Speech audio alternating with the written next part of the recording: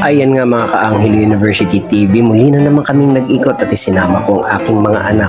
At ang kulit-kulit ng dalawa kong anak, tinan yung iniwanan nila yung tsinelas nila dahil sa malinis yung kanilang tinatapakan.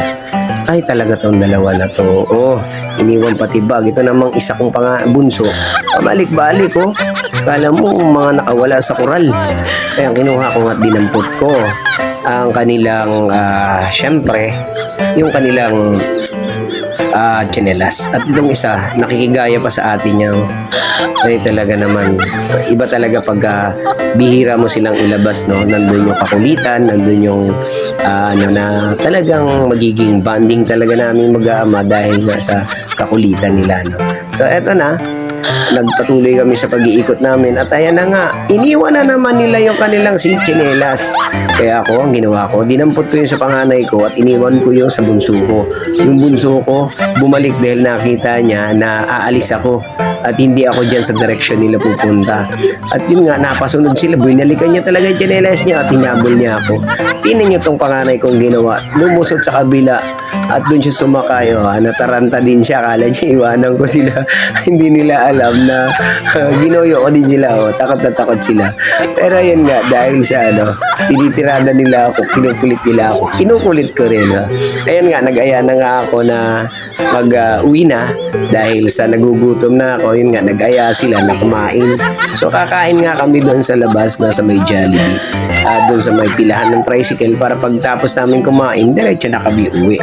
So ang saya din, kasama ko yung mga makukulit kong anak sa banding namin.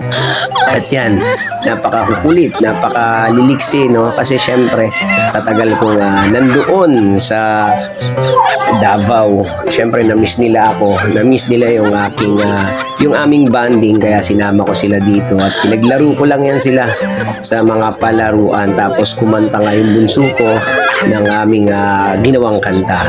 At yan nga, umukulit talaga, gusto pang bumaba, hindi naman dyan sa underground ng aming babaan. Ayan, dito kami, lalabas na nga kami dito sa mall na to para kumain dahil meron kaming pakainan. Ayan, maghuli pa kayo ng Porsche. Ayan, meron kaming kakainan Jollibee doon sa may pilahan ng tricycle. So yun yung dapat naming puntahan sa may kainan na pilahan ng tricycle, Jollibee, kasi yun ang gusto nila. So pinagbigyan ko sila kahit na wala na akong pera. So kailangan kasi maging masaya sila dahil sa tagal ko nga sa Davao, no? So kahit na gipit tayo, kailangan natin pakainin yung mga bata, maging masaya sila para lagi silang magsumikap mag-aral, no? Kasi iniiwan lang natin sila nag-aaral, mataas naman yung kanilang mga grades, no? So yun nga guys, at pauwi na kami at kami nagpapasalamat sa inyo sa suporta ninyo.